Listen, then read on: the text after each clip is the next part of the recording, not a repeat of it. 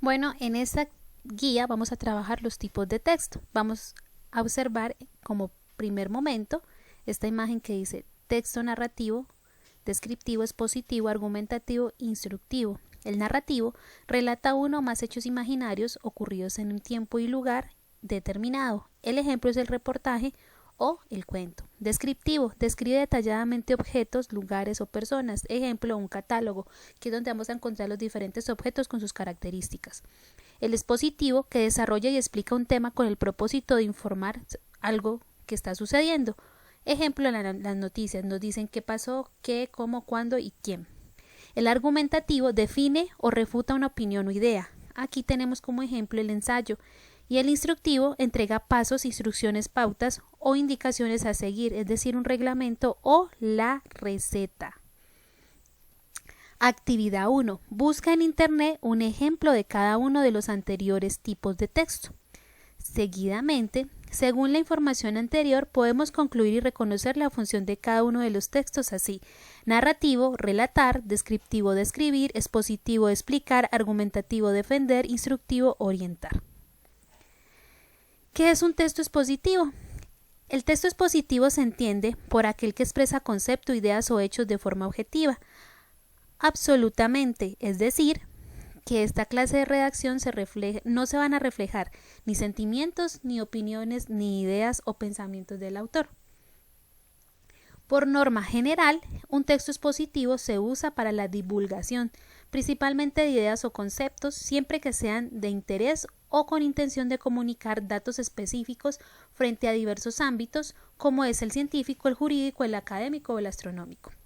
Este tipo de texto es usado en ámbitos escolares y académicos, pues se puede comprobar en tus libros o los textos que son pedidos para que tú leas.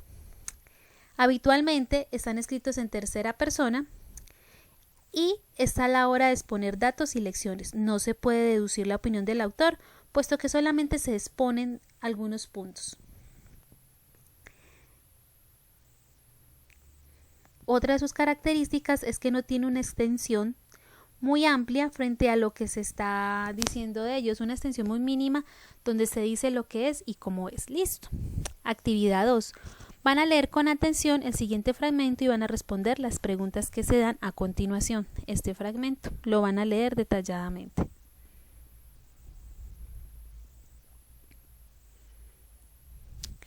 Por eso van a colocar cuál es el tema a tratar, qué situación explica el texto y qué puedes concluir de la información que se da. Seguidamente van a tener los textos de lo que es la cultura china entre emperadores y dragones. Van a leer todo lo que tiene que ver con la dinastía Shang, Zhou, dinastía Qin, Han y su ubicación. Clases sociales de la antigua China. ¿Cuáles son los tipos de actividades que ellos tenían? ¿Y quién era Confucio? ¿Qué aportes tuvo la cultura china en la matemática, en la ciencia, en la tecnología, en la medicina, en la astronomía y sobre todo con su gran invento, la pólvora?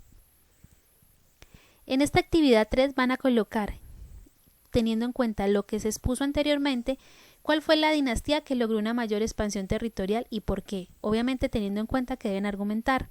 Van a representar mediante dibujos o imágenes la principal actividad económica de la civilización china y van a escribir los principales aportes de las culturas. Y teniendo en cuenta eso van a decir cuáles fueron sus avances, cuáles fueron las más reconocidas y vas a indagar en la vida cotidiana actual si tienen algún adelanto técnico los chinos.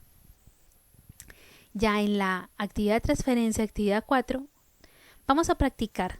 ¿Y esto qué implica? Que teniendo en cuenta la definición y las características particulares del mismo, del texto expositivo, van a escoger un tema a partir de una de las imágenes representadas en la temática del área de ciencias sociales, es decir, un tema de las dinastías o de los eventos o avances que tuvo la cultura china. Y teniendo en cuenta eso, van a escribir para los otros un texto expositivo claro, coherente y con cohesión, donde van a presentar al menos 2 párrafos de su autoría. Ojo, que cualquier palabra extraña que yo encuentre la ubico en el buscador de Google y me lleva hacia donde fue sacada, con sus propias palabras. Un abrazo, mis chiquis, Dios los bendiga y nos vemos en la siguiente clase.